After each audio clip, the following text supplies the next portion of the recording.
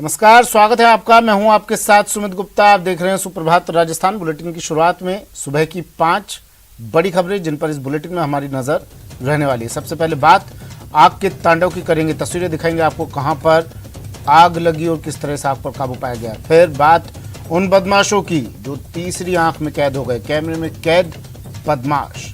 और बात एक राहत की खबर की करेंगे। डॉक्टर्स की हड़ताल आज खत्म हो गई है।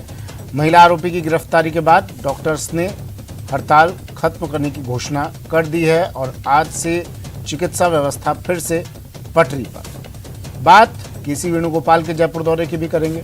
जयपुर दौरे पर रहेंगे। आज 3:30 बजे प्रेस कॉन्फ्रेंस करेंगे, पत्रकारों से बातचीत करेंगे और क्या कुछ खास रहने वाला है इस दौरे के दौरान ये भी आपको बताएंगे।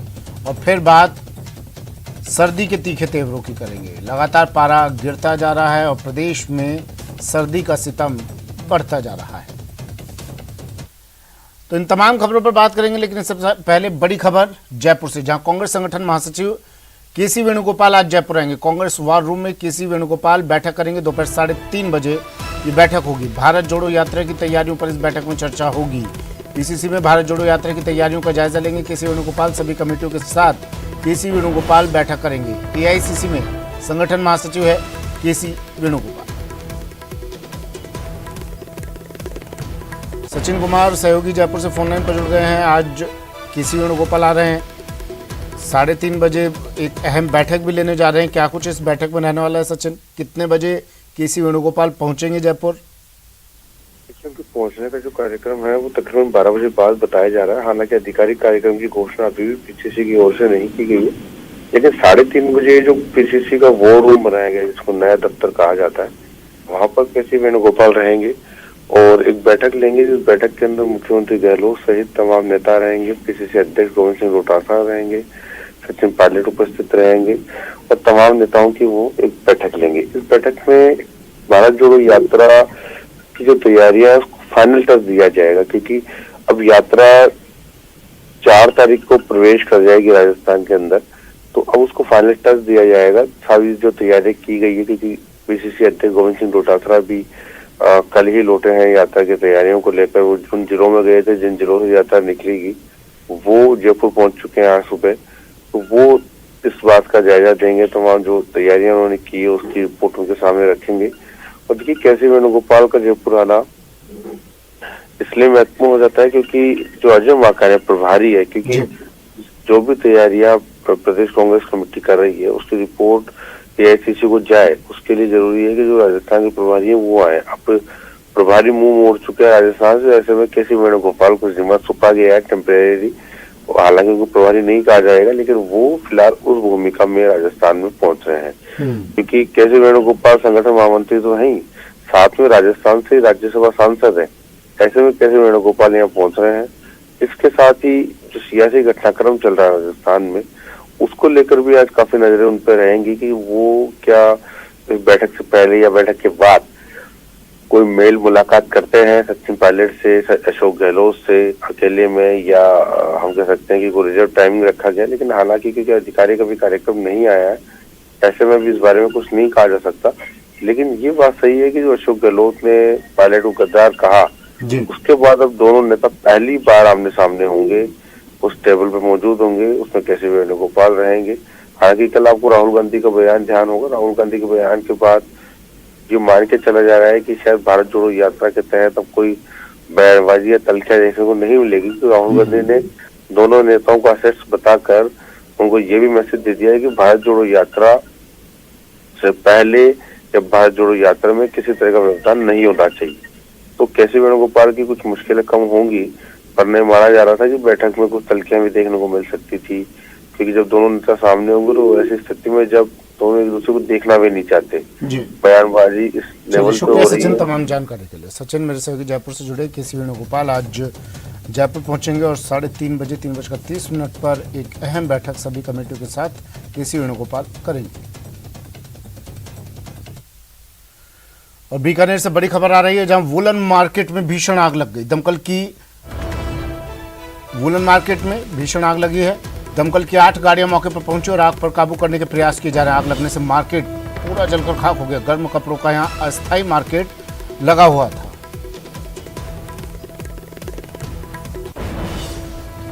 ये तो वुलन मार्केट में भीषण आग, बड़ी खबर। बीकानेर से तस्वीरें देखिए, जिस जगह पर ये हादसा हुआ, जिस जगह पर ये आग लगी है, पूरा मार्केट इस आग की जद में आ गया। गर्म कपड़ों का यहाँ पर अस्थायी बाजार लगा हुआ था और आप सोचिए जब गर्म कपड़ों ने इस आग एक आग की एक लपटों की जब जद में आए होंगे तो किस तरह से इस आग ने अपना विकराल रूप धारण किया होगा। और एक एक कर तमाम दुकानों को ये आग अपने जद में लेती चली गई। आग भयावह होती गई। इसके बाद दमकल की गाड़ियां मौके पर पहुंची और आग पर काबू पाने की तमाम कोशिशें की जा रही है, लेकिन इस आग में लाखों का नुकसान होना बताया जा रहा है। 8 गाड़ियां दमकल की मौके पर पहुंची। आप अंदाजा लगाइए इसी बात से, दूर तक उड़ता धुएं का गुबार, आग की उठती लपटें बता रही हैं कितनी भीषण, कितनी भयावह, कितनी भयानक ये आग। विक्रम मेरे सहयोगी बीकानेर से हमारे साथ फोन लाइन पर जुड़ गए हैं। विक्रम, फिलहाल क्या स्थिति? जी देखिए, देर रात को जो लुधियाना वुलन मेला नाम से पूरा अस्थायी मार्केट लगा हुआ था गर्म कपड़ों का, और उसमें आग लग गई थी। और देर रात तक जो है वो आग को काबू पाने के लिए दमकल की गाड़ियों को मशक्कत करनी पड़ी।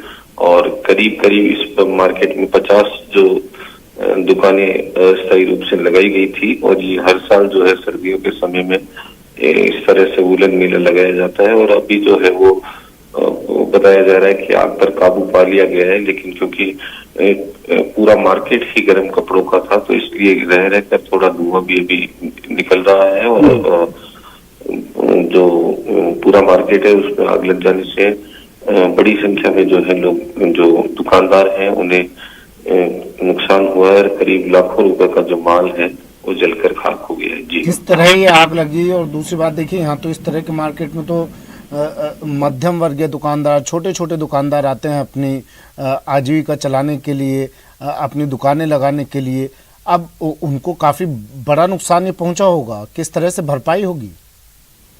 बिल्कुल, आप जो ये मार्केट है उसमें छोटे छोटे जो दुकानदार हैं उनकी दुकानें ही थी। और ऐसा बताया जा रहा है कि करीब 11 बजे, 10:30 से 11 बजे के आसपास कोई 1-2 दुकानों में धुआं सा जो है वो निकलता हुआ नजर आया। और उसके कारण जो मार्केट में 1-2 जो लोग थे वो भी बाहर निकल आए। और देखते ही देखते जो ये है आग है वो भी उसने भीषण रूप इख्तियार कर लिया। और उसके बाद में जो आस पड़ोस के लोग हैं उन्होंने दमकल की टीम को इसकी सूचना दी और दमकल के पहुंचने तक। शुक्रिया विक्रम तमाम जानकारी के लिए।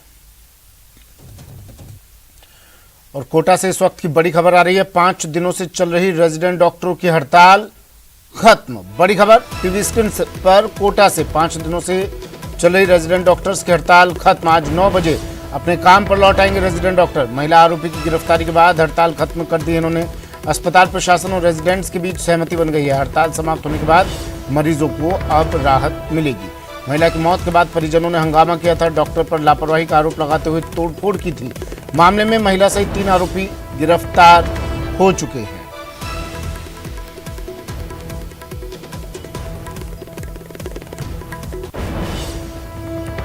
कोटा से बड़ी खबर, रेजिडेंट डॉक्टरों की हड़ताल खत्म। 9 बजे से अपने काम पर लौटेंगे रेजिडेंट डॉक्टर।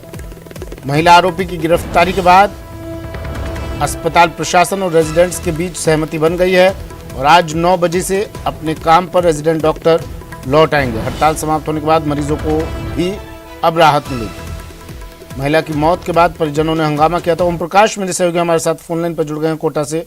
ओम प्रकाश, एक राहत की खबर है कि खैर 9 बजे से अपने काम पर लौट आएंगे डॉक्टर, लेकिन मामला तो दूसरे पक्ष की तरफ से भी दर्ज करवाया गया था इन डॉक्टर्स के खिलाफ, उसका क्या? जी, उनकी परिवार पर नयापुरा पुलिस मामले की जांच कर रही है। अभी इस मामले में किसी आरोपी, किसी डॉक्टर पर कोई फिलहाल कार्रवाई नहीं हुई, क्योंकि जो दबाव बताया जा रहा है वो डॉक्टर की।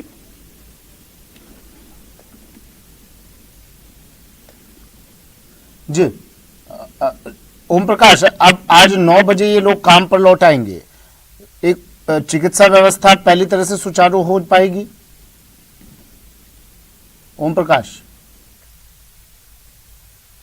ठीक है, आवाज नहीं पहुंच पा रही है उन तक, फिर से जुड़ने की कोशिश करेंगे। कोटा में 5 दिनों से चल रही रेजिडेंट डॉक्टर की हड़ताल खत्म हो गई है। 9 बजे से काम पर लौटेंगे। अब पहले की तरह मरीजों को जो इतने दिनों से काफी परेशानी हो रही थी, अब वो परेशानी दूर हो जाएगी। और कोटा से एक और बड़ी खबर आ रही है। बदमाशों ने दुकान में तोड़फोड़ कर दी। सीसीटीवी में बदमाशों की करतूत कैद हो गई। चाकू लेकर दुकान में घुसे थे बदमाश। व्यापारी पर हमले का प्रयास कर उत्पात मचाया था बदमाशों ने। रामगंज मंडी के बाजार की घटना है। घटना से व्यापारियों में आक्रोश है। मामले की जांच में पुलिस जुट गई।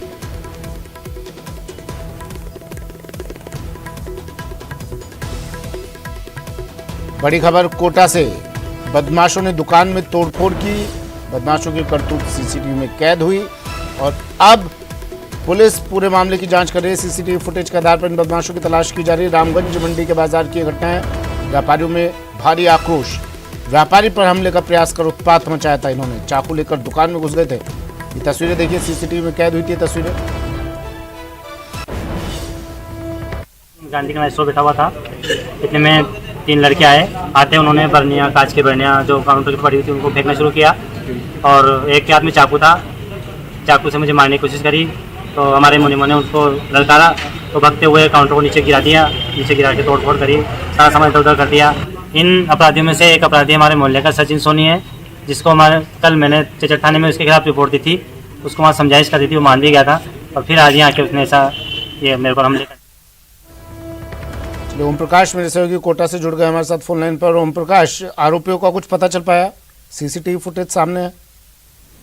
देखिए, आरोपी नामजद तो बताए जा रहे हैं, लेकिन फिलहाल आरोपियों के बारे में, गिरफ्तारी के बारे में कोई पुष्टि नहीं की है। एक आरोपी सचिन नाम के युवक को डिटेन करने की बात सामने आ रही है। हालांकि पुलिस के अधिकारियों से हमारी बातचीत हुई, उन्होंने इस मामले में इनकार किया, लेकिन ये कहा जा सकता कि दिन दहाड़े चाकू लेकर जो व्यापारी पर हमला करने का प्रयास और तोड़फोड़ और उत्पात मचाने की जब लाइव तस्वीरें सामने आती है तो निश्चित रूप से पुलिस के अपराध नियंत्रण के दाव पर कई बड़े सवाल खड़े होते हैं और इसी बात को लेकर स्थानीय जो व्यापारी है उनमें भी आक्रोश व्याप्त है। और देर शाम को व्यापारियों ने पुलिस को अल्टीमेट भी दिया है। जल्द से जल्द जो है आरोपियों की गिरफ्तारी की मांग की, सुरक्षा व्यवस्था बढ़ाने की मांग की और जो है कोचिंग नगरी में एक तरफ चाकूबाजी की लगातार वारदातें बढ़ रही है तो दूसरी तरफ जो ये कहा जा सकता है कि इस तरह से बदमाश बेखौफ होकर व्यापारी पर लाइव हमला करने के प्रयास की जब वारदात सामने आती है तो निश्चित रूप से आक्रोश प्राप्त होता है।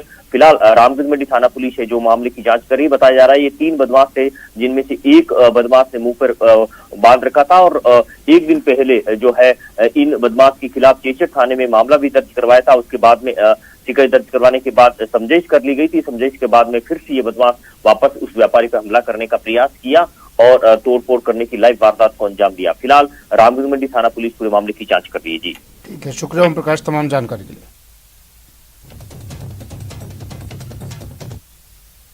और भरतपुर से बड़ी खबर आ रही है जहां ट्रिपल मर्डर मामले में अपडेट है। पुलिस ने आरोपी को गिरफ्तार कर लिया है। आरोपी हरीश सिंह को पुलिस ने किया गिरफ्तार। अन्य आरोपियों की तलाश कर रही है पुलिस। पुलिस ने अन्य आरोपियों पर इनाम भी घोषित किया है। लाखन, नीरज और मनीष की गिरफ्तारी पर 5000 का इनाम।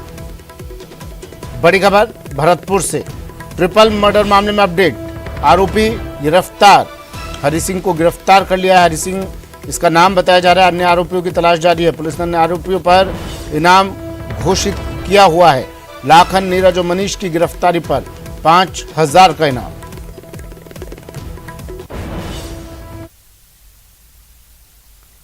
और जयपुर से बड़ी खबर है। आज गुर्जरों की सरकार से वार्ता होगी। दोपहर 1 बजे सरकार से बातचीत होगी।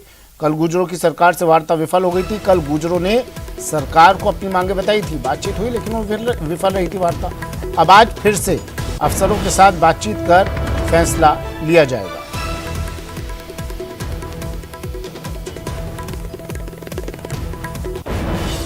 बड़ी खबर है जयपुर से।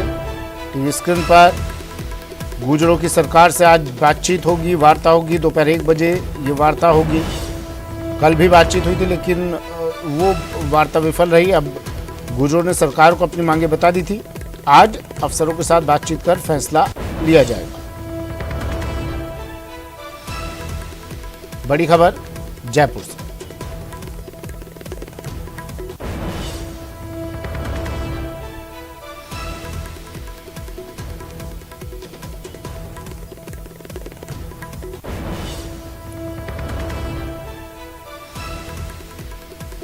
सरकार से वार्ता होगी आज और समय निर्धारित किया गया है 1 बजे का। अब इस वार्ता के बाद क्या कुछ निकल कर आता है वो 1 बजे के बाद साफ हो पाएगा।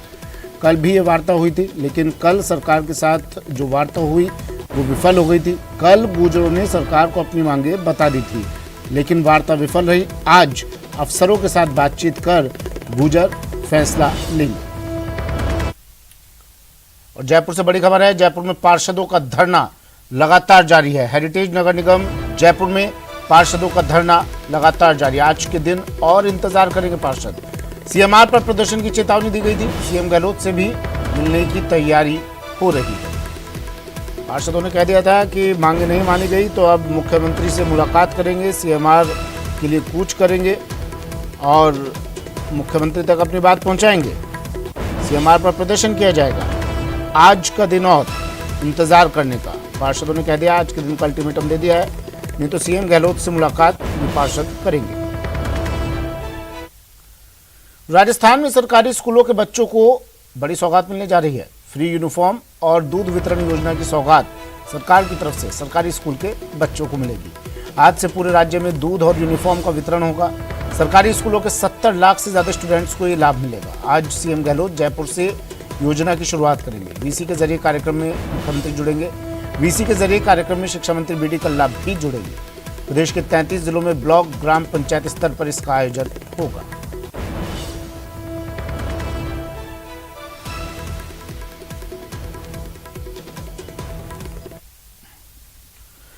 डूंगरपुर जिले की साइबर थाना पुलिस ने मेवात गैंग के सरगना समेत 3 आरोपियों को गिरफ्तार किया है। आरोपियों ने अब तक देश में कई जगहों से 1 करोड़ से ज्यादा की ऑनलाइन ठगी करने की वारदातें कबूल कर ली हैं। आरोपी अश्लील वीडियो बनाकर लोगों को ब्लैकमेल कर वारदातों को अंजाम देते थे। पुलिस आरोपियों के सहयोगियों की तलाश कर रही है। साइबर थाना अधिकारी राकेश कटारा ने बताया कि 20 अक्टूबर को एक पीड़ित ने साइबर थाने में रिपोर्ट दर्ज करवाई थी। वो प्रार्थी द्वारा एक परिवाद पेश किया गया था, जिसकी जांच की गई और अकाउंट के बारे में पता किया गया। तो ये पता चला कि अकाउंट में पैसा ट्रांसफ़र हुआ है और उसको फ़ोन करके तथा वीडियो कॉल करके धमका करके पैसा ट्रांसफ़र हो गया। जब उन अकाउंट के बारे में पता किया तो अकाउंट होल्डरों से पूछताछ की तो मामला धोखाधड़ी का होने से प्रकरण दर्ज किया। अकाउंट होल्डर से पूछताछ की गई तो अकाउंट होल्डर द्वारा बताया गया 2 लोगों ने उसको लोन का झांसा दे करके उससे अकाउंट खुलवाया था। ये दोनों लोग एक ऐसे लोन का झांसा दे करके अकाउंट खुलवाते थे तथा उस अकाउंट को करीब 5,000 रुपये में मेवात गैंग थी उनको बेच देते थे, जिसमें मुख्य सरगना था हबीब खान, जिसको देते थे और 5,000 रुपये लेते थे। हमने अनुसंधान के दौरान इन दोनों को डिटेन कर गिरफ्तार किया, उनसे पूछताछ की और उसके बाद में आगे और कार्रवाई करते हुए मेन जो इसका सरगना है मेवात का हबीब खान, उसको अभी गिरफ्तार किया है। उससे पूछताछ जारी है, भी उससे जब्ती रिकवरी वगैरह सारा अनुसंधान। टोंक जिले की बनास नदी में अवैध बजरी खनन से नाराज ग्रामीणों और बजरी लीज धारक फिर आमने सामने हो गए। ग्रामीणों ने अवैध बजरी खनन के खिलाफ बनास नदी पर जमकर हंगामा और लाठी डंडों से वाहनों में जमकर तोड़फोड़ की, जिसकी वजह से हालात काफी तनावपूर्ण हो गए हैं। घटना की जानकारी पाकर मौके पर पुलिस भी पहुंच चुकी है।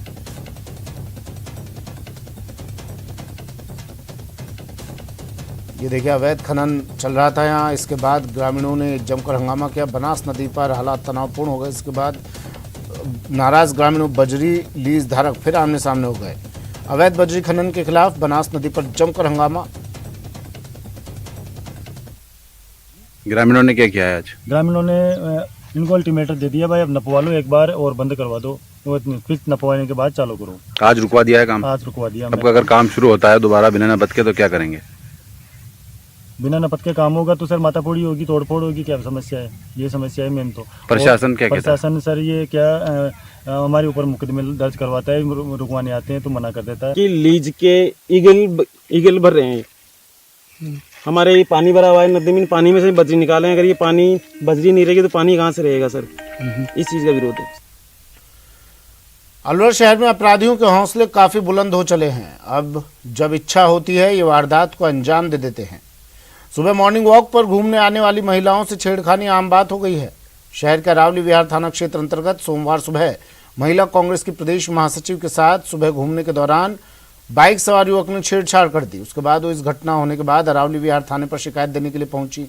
इसके बाद पुलिस जिस जगह उनके साथ छेड़छाड़ हुई थी वहां पहुंची, जहां आसपास लगे सीसीटीवी कैमरे में कुछ नहीं मिला।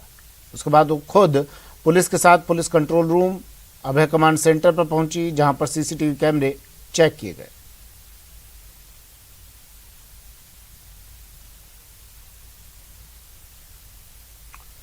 डूंगरपुर और उदयपुर जिले की सीमा पर सोम नदी पर निर्माणाधीन पुल सोमवार दोपहर को भर कर गिर गया।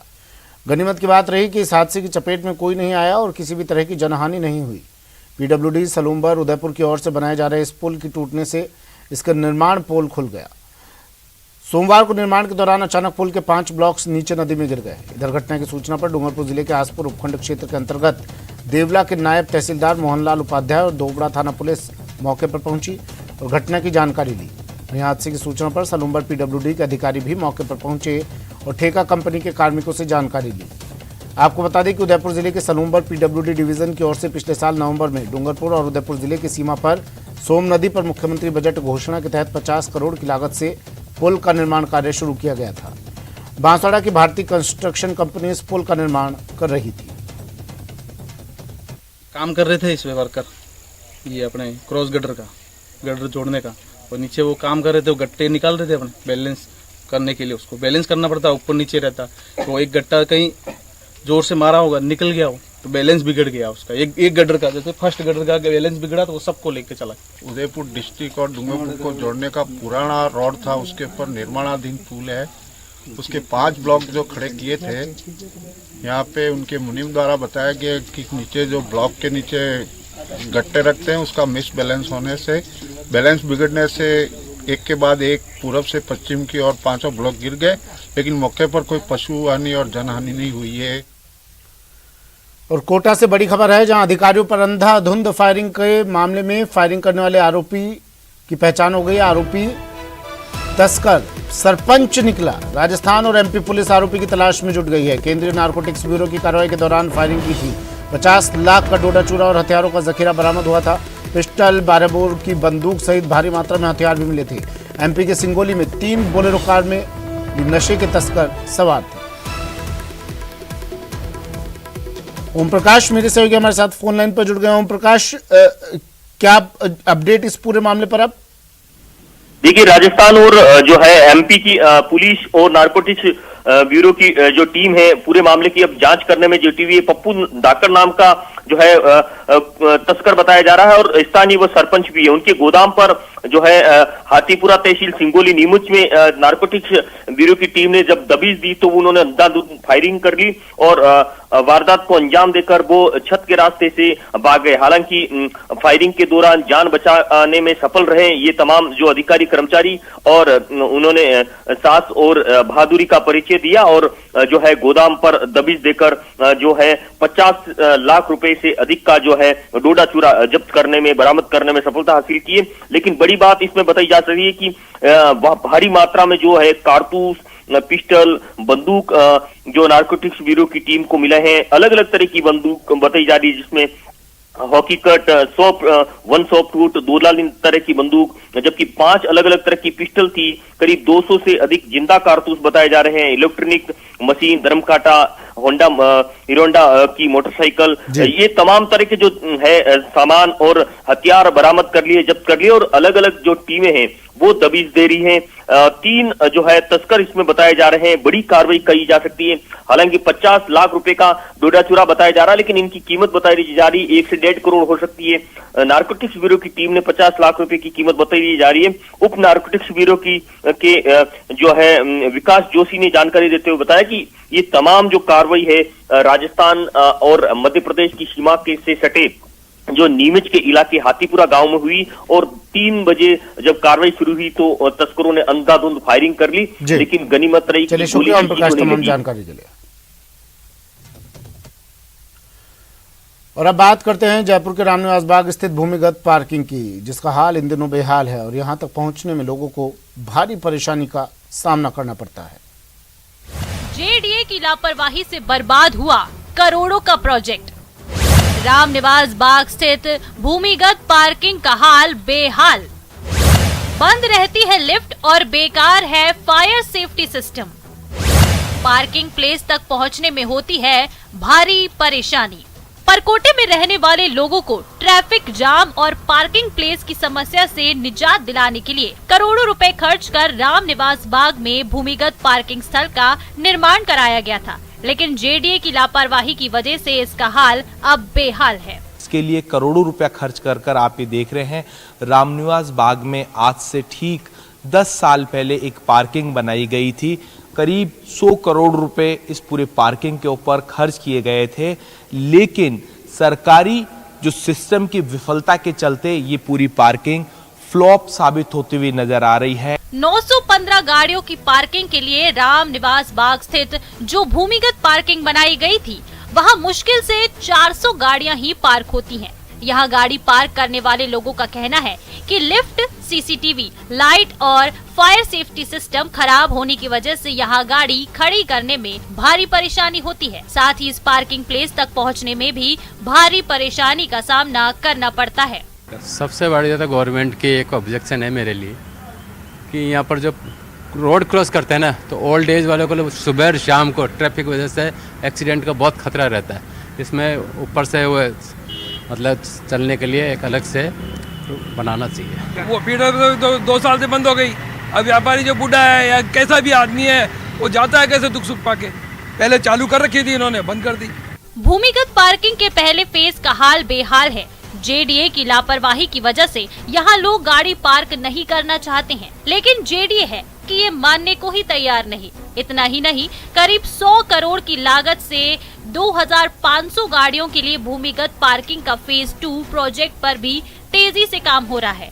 ऐसे में सवाल उठना लाजमी है कि क्या फर्स्ट फेज की तरह भी दूसरे फेज की पार्किंग प्लेस का हाल भी बेहाल हो जाएगा। न्यूज़ 18 राजस्थान के लिए जयपुर से रोशन शर्मा की रिपोर्ट। बीजेपी के प्रदेश प्रवक्ता रामलाल शर्मा ने मुख्यमंत्री अशोक गहलोत पर बड़ा हमला बोलते हुए कहा कि अगर उनके पास मानेसर जाने वाले विधायकों के खिलाफ पैसे लेने के पुख्ता सबूत हैं, तो विधायकों को पार्टी से बाहर निकालकर उन्हें जेल की सलाखों के पीछे पहुंचा देना चाहिए।